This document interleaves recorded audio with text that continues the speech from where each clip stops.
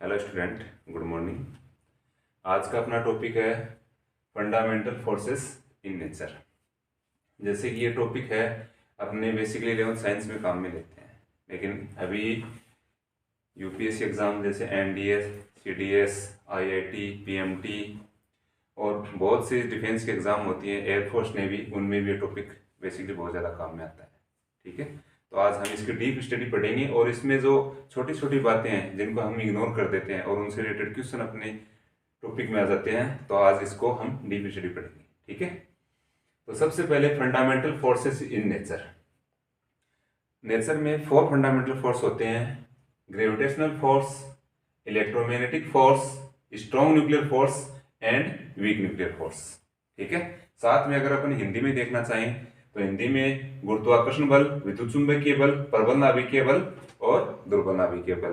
क्या होता है, कई बार इंग्लिश और हिंदी को लेकर थोड़ा डाउट हो जाता है, तो हम दोनों को एक साथ ही देख लेते हैं। ठीक है, तो देखो सबसे पहला जो अपना है वो है ग्रेविटेशनल फोर्स। ठीक है, ग्रेविटेशनल फोर्स। ठीक है, ग्रेविटेशनल फोर्स कौन सा होता है कि अपने पास दो मास पार्टिकल हैं, m1 ये m2, और इनके बीच की डिस्टेंस कितनी है, r। ठीक है, इन दोनों में जो अट्रैक्शन फोर्स होता है वो क्या होता है, ग्रेविटेशनल फोर्स। ठीक है, इसका फॉर्मूला क्या बनता है, F equal to G m1 m2 upon r square.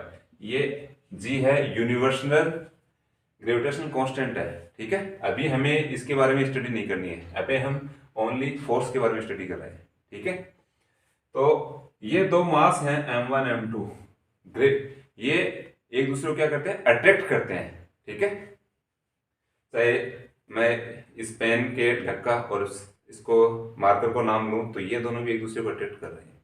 ठीक है, तो कोई भी दो मास पार्टिकल हैं जिनके बीच की डिस्टेंस है r, एक दूसरे को अट्रैक्ट करते हैं और वहां से क्या होता है, ग्रेविटेशनल फोर्स। ठीक है, अब इस ग्रेविटेशनल फोर्स में क्या क्या होता है, ठीक है, दोनों अट्रैक्ट कर रहे हैं, इसकी प्रॉपर्टीज क्या क्या होती हैं। तो देखो इसकी प्रॉपर्टीज साथ साथ में नोट करते रहना, प्रॉपर्टीज में ही एक आपको अच्छा क्वेश्चन मिलेगा। ठीक है, तो सबसे पहले ये जो फोर्स है वो ऑलवेज अट्रैक्टिव फोर्स होता है। ठीक है, कैसा फोर्स होता है, attractive force.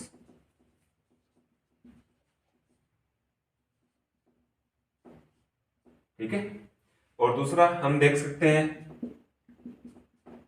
F inversely proportional R square, मतलब ओबे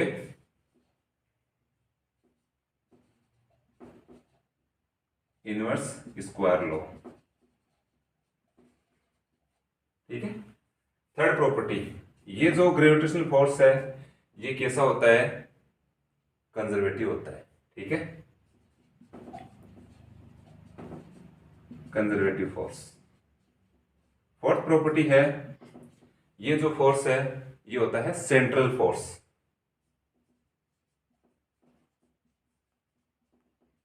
ठीक है, फिफ्थ प्रॉपर्टी, ये जो फोर्स है लॉन्ग रेंज तक, जैसे एक यहां पे पेन है, एक क्लास के बाहर है कुछ भी दूसरा ऑब्जेक्ट, तो ये उसको भी अट्रैक्ट कर रहा है। ठीक है, या फिर एक यहाँ इंडिया में है, एक अमेरिका में है, उसको भी अट्रैक्ट कर रहा है, लेकिन क्या होता है कि डिस्टेंस ज्यादा होने की वजह से वो नेग्लिजिबल हो जाता है।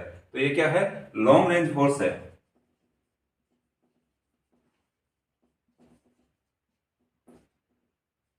या हम इसकी रेंज है वो 0 से इन्फिनिटी मान सकते हैं। ठीक है, और एक इसकी प्रॉपर्टी है, इसका जो मैसेंजर पार्टिकल है, ठीक है, इसका जो मैसेंजर पार्टिकल है जिससे ये शो करता है ग्रेविटेशनल फोर्स, वो होता है ग्रेविटॉन। मैसेंजर पार्टिकल कौन है इसका, ग्रेविटॉन। ठीक है, तो ये सब इसकी प्रॉपर्टी हैं। तो इसमें देखो एक मेन चीज तो ये बनती है, इसका मैसेंजर पार्टिकल कौन है, ग्रेविटॉन, और एक जो दूसरी मेन चीज बनती है वो होता है ये वीकेस्ट फोर्स इन नेचर, यानी कि सबसे दुर्बल बल यही है प्रकृति में, जो अपने पास 4 फंडामेंटल फोर्स हैं उनमें सबसे वीक फोर्स कौन सा है, ये है। तो वीकेस्ट फोर्स इन नेचर। ठीक है, समझ गए। अट्रैक्टिव फोर्स है obey inverse square law, conservative force, central force. Main property तीन ये हैं, लॉन्ग रेंज फोर्स।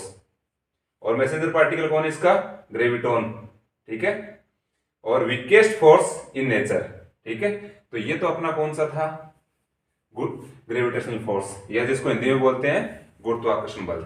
ठीक है, अब देखो सेकंड है अपने पास इलेक्ट्रोमैग्नेटिक फोर्स। ठीक है, सेकंड कौन सा है, इलेक्ट्रोमैग्नेटिक फोर्स।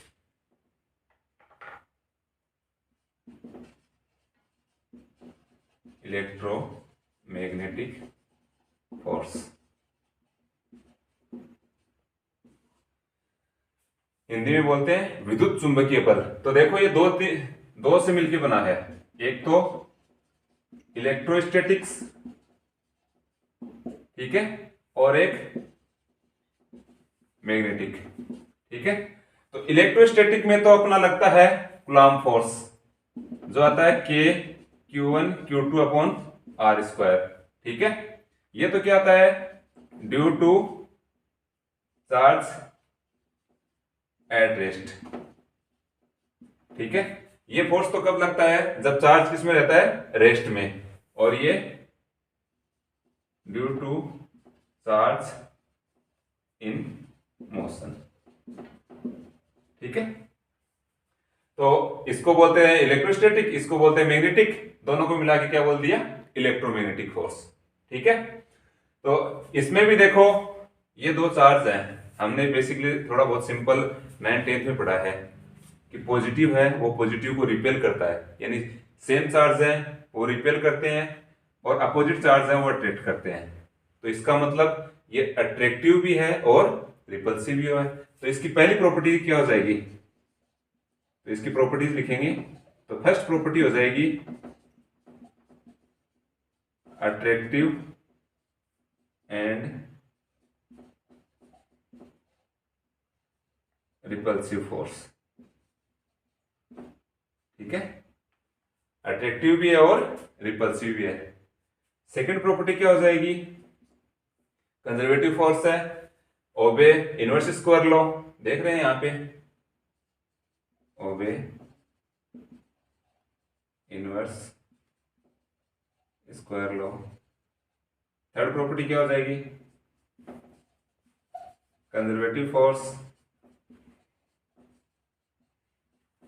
फोर्थ प्रॉपर्टी हो जाएगी सेंट्रल फोर्स।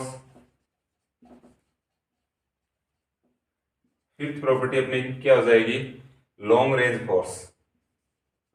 इसकी रेंज भी क्या होती है, ज्यादा होती है, लॉन्ग रेंज फोर्स। ठीक है, और सिक्स प्रॉपर्टी ये जो है ग्रेविटेशनल फोर्स से कितना स्ट्रॉन्ग है, तो 10⁻36 times stronger than gravitational force.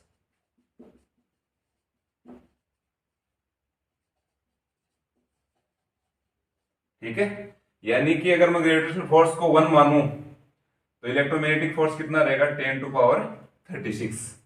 ठीक है, ये इससे इतना स्ट्रॉन्ग है। और सबसे मेन प्रॉपर्टी इसका मैसेंजर पार्टिकल, इसका जो मैसेंजर पार्टिकल है वो होता है फोटोन। ठीक है, वो क्या होता है, फोटोन। इलेक्ट्रोमैग्नेटिक फोर्स और भी जगह अपन इसको देख सकते हैं, कहाँ देख सकते हैं, जैसे अपना फ्रिक्शन फोर्स होता है वो भी, उसमें भी इलेक्ट्रोमैग्नेटिक फोर्स का इफेक्ट आता है। स्प्रिंग फोर्स है, ठीक है, उसमें भी इलेक्ट्रोमैग्नेटिक फोर्स का इफेक्ट आता है। तो इसमें दो चीजें जो आपको ध्यान रखनी है, एक तो यही फोर्स है जो अट्रैक्टिव है और रिपल्सिव भी है। ठीक है, मैसेंजर पार्टिकल कौन है इसका, फोटोन। और ग्रेविटेशनल फोर्स के कंपैरिजन में कितना स्ट्रॉन्ग है, 10⁻36 टाइम। ठीक है, तो ये कौन सा हो गया अपने पास, इलेक्ट्रोमैग्नेटिक फोर्स। आप साथ साथ में क्या करना है, इसकी प्रॉपर्टीज नोट करते रहना। ठीक है, अब देखो इसके बाद में स्ट्रॉन्ग न्यूक्लियर फोर्स। नेक्स्ट है स्ट्रॉन्ग न्यूक्लियर फोर्स। तो देखो अपने पास जो न्यूक्लियस होता है, सबसे पहले तो लगता कहाँ है, अपने पास जो न्यूक्लियस होता है, ठीक है, उसके अंदर क्या होते हैं, proton proton proton proton proton और न्यूट्रॉन, ठीक है। अभी हमने इलेक्ट्रोमैग्नेटिक फोर्स पढ़ा, उसने क्या बताया कि प्रोटॉन और प्रोटॉन में रिपल्सन होगा, ठीक है, दोनों पे क्या होता है, प्लस चार्ज होता है पॉजिटिव, तो दोनों में रिपल्सन होगा। तो फिर ये नाभिक से बाहर क्यों नहीं जाते हैं, न्यूक्लियस से बाहर क्यों नहीं जाते हैं, तो इनको एक स्ट्रॉन्ग फोर्स है वो बाइंड करके रखता है, और उस स्ट्रॉन्ग फोर्स को क्या बोलते हैं, स्ट्रॉन्ग न्यूक्लियर फोर्स, ठीक है। तो न्यूक्लियॉन्स हैं, जैसे प्रोटॉन और न्यूट्रॉन को मिला के अपन बोलेंगे nucleons, nucleons binds bye strong nuclear force, ठीक है। वरना तो ये नाभिक से क्या होना चाहिए, बाहर चले जाए, नाभिक टूट जाना चाहिए, ठीक है।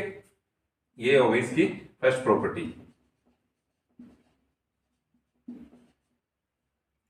सेकंड, ये हमेशा कैसा होता है, अट्रैक्टिव फोर्स होता है, ठीक है,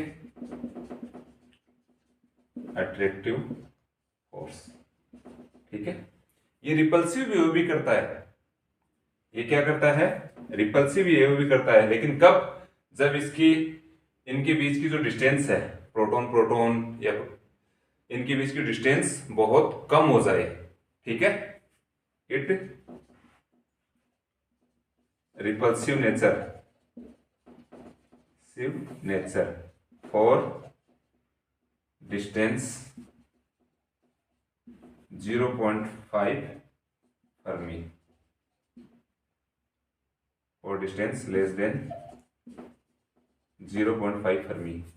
0.5 फर्मी से अगर इसकी डिस्टेंस लेस हो गई, कम हो गई, तो ये कैसा नेचर शो करेगा, रिपल्सिव नेचर। और फर्मी का मतलब होता है 1 फर्मी इक्वल टू 10⁻⁻15 मीटर, ठीक है।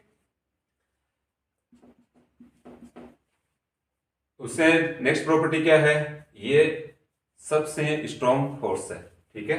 तो क्या लिखेंगे, स्ट्रॉन्गेस्ट फोर्स इन नेचर, प्रकृति में सबसे प्रबल बल यही है, स्ट्रॉन्गेस्ट फोर्स इन नेचर, ठीक है। और ये इससे कितना है, ग्रेविटेशनल फोर्स से 10⁻38, 10⁻38 times stronger than gravitational force,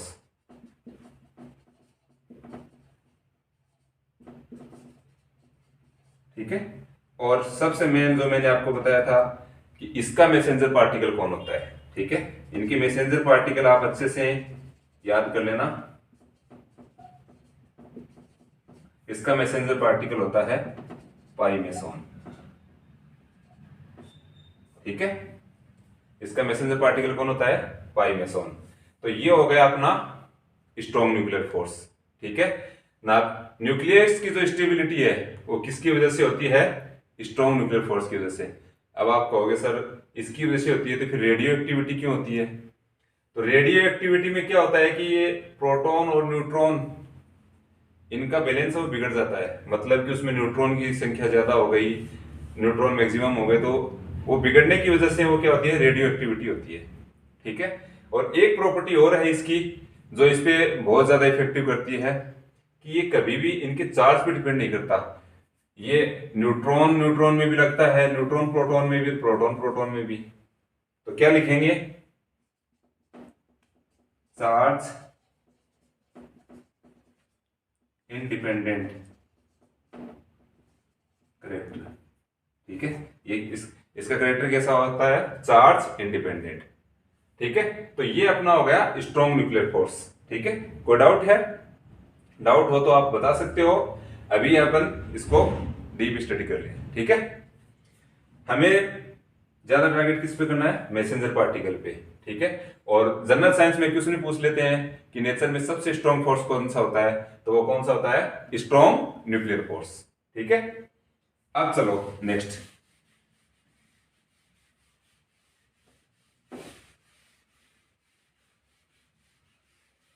ये मैंने इससे कितना 10⁻38 टाइम्स बताया था आपको। ठीक है, अब है लास्ट वीक न्यूक्लियर फोर्स। ठीक है, ये स्ट्रॉन्ग न्यूक्लियर फोर्स और वीक न्यूक्लियर फोर्स दोनों न्यूक्लियस में लगते हैं, तो इनकी रेंज भी कम ही है। ठीक है, जितनी न्यूक्लियस की रेडियस होती है उतनी रेंज है इनकी। ठीक है, तो वीक न्यूक्लियर फोर्स से क्या है कि जो बीटा डीक्यू होता है, जिसे अपने एंटीनो न्यूट्रिनो और एंटी न्यूट्रिनो निकलते हैं, तो वो वहां पे वीक न्यूक्लियर फोर्स को मेजर करते हैं। ठीक है, वहां पे ये शो होता है, तो इसको भी देखेंगे, तो इसकी प्रॉपर्टी लिखेंगे, तो ये क्या होगा, शॉर्ट रेंज फोर्स। दोनों न्यूक्लियर फोर्स हैं, वो ओनली न्यूक्लियस में काम करते हैं। ठीक है, चाहे स्ट्रॉन्ग हो चाहे वीक हो। तो इसकी रेंज कितनी है, 10⁻−15 मीटर। ठीक है, अब सेकेंड शॉर्ट रेंज फोर्स हो गया। सेकेंड प्रॉपर्टी है, ये ग्रेविटेशनल फोर्स से 10⁻25 टाइम्स स्ट्रॉन्ग होता है। ठीक है, 10⁻25 times stronger than gravitational force.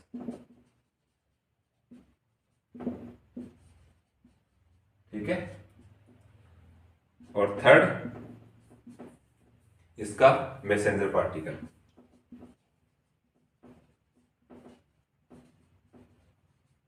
इसके मैसेंजर पार्टिकल होते हैं बोसॉन्स।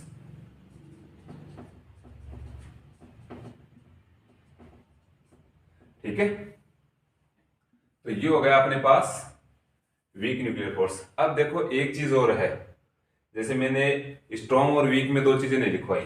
वो क्या नहीं लिखवाई कि सेंट्रल है और या कंजर्वेटिव है, या तो देखो सबसे पहली बात, इनवर्स स्क्वायर लो तो उसको ये ओबे नहीं करते हैं। ठीक है, क्योंकि इनमें डिस्टेंस वगैरह का कोई रोल नहीं है।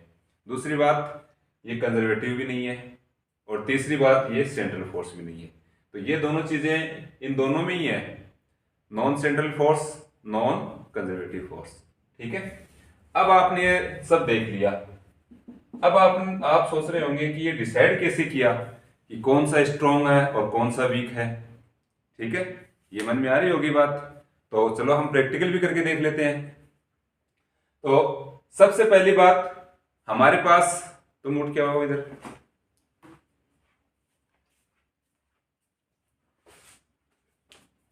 अपने पास जो भी है पार्टिकल, जैसे ये कागज का टुकड़ा है, ये नीचे की तरफ किसकी वजह से जाता है, ग्रेविटेशनल फोर्स की वजह से। ठीक है, अब अपने पेन को बालों में रब करवाओ, इसको टच करवाओ, ये ऊपर किसकी वजह से आया, ग्रेविटेशनल फोर्स। ऊपर ग्रेविटेशनल फोर्स तो इसको नीचे खींच रहा है, ऊपर किसकी वजह से आया, इलेक्ट्रोमैग्नेटिक फोर्स। क्योंकि जैसे हमने इसको बालों में रब करवाया, जैसे तेरे बालों में रब करता हूं, ये इसको अटेक्ट कर रहा है। ठीक है, जैसे मैंने इसको रब करवाया तो ऊपर तो कौन खींच रहा है, इलेक्ट्रोमैग्नेटिक फोर्स, नीचे कौन खींच रहा है, ग्रेविटेशन। तो कौन सा स्ट्रॉन्ग हुआ, जो ऊपर खींच रहा है। इसका मतलब कौन स्ट्रॉन्ग हुआ, इलेक्ट्रोमैग्नेटिक फोर्स। ठीक है, जाओ सिट डाउन। तो हमने देख लिया कि इन दोनों में कौन सा स्ट्रॉन्ग है, इलेक्ट्रोमैग्नेटिक फोर्स। किसमें, ग्रेविटेशनल और इलेक्ट्रोमैग्नेटिक फोर्स में। ठीक है, मतलब कि ग्रेविटेशनल वीक हो गया इलेक्ट्रोमैग्नेटिक फोर्स से। पहली बात समझ में आ गई। अब देखो, न्यूक्लियस है, उसमें प्रोटॉन होते हैं। ठीक है, न्यूक्लियस, इन दोनों में रिपल्सन फोर्स लगता है, लेकिन न्यूक्लियस उनको बांध के रखता है। इसका मतलब इनके रिपल्सन फोर्स से किसका फोर्स ज्यादा है, न्यूक्लियस का। ठीक है, इसका मतलब न्यूक्लियस कौन सा फोर्स लगता है, स्ट्रॉन्ग न्यूक्लियर फोर्स। मतलब कि स्ट्रॉन्ग न्यूक्लियर फोर्स है वो किससे स्ट्रॉन्ग है, इलेक्ट्रोमैग्नेटिक फोर्स से। ठीक है, मतलब कि स्ट्रॉन्ग न्यूक्लियर फोर्स सबसे स्ट्रॉन्ग हो गया। ठीक है, सेकंड नंबर पे कौन सा आ गया, इलेक्ट्रोमैग्नेटिक फोर्स। थर्ड नंबर पे कौन सा आ गया, वीक न्यूक्लियर फोर्स। और लास्ट नंबर पे आ गया ग्रेविटेशनल फोर्स। तो सीधा सिंपल बहुत सी एग्जाम में क्वेश्चन आता है कि नेचर में सबसे स्ट्रॉन्ग सबसे स्ट्रॉन्ग फोर्स कौन सा है, तो वो कौन सा है, strong nuclear force. Weakest force in nature, gravitational force. ठीक है, ऐसा कौन सा फोर्स है जो अट्रैक्टिव और रिपल्सिव नेचर शो करता है, वो है electromagnetic force. Strong nuclear force भी शो करता है, लेकिन उसकी एक लिमिट है कि उनके बीच की डिस्टेंस कितनी होनी चाहिए, लेस देन 0.5 फर्मीमीटर। ठीक है, तो आज ये था आज का अपना टॉपिक। आपके जो नोट्स वगैरह है उनकी पीडीएफ मैं आपको सेंड कर दूंगा। ठीक है।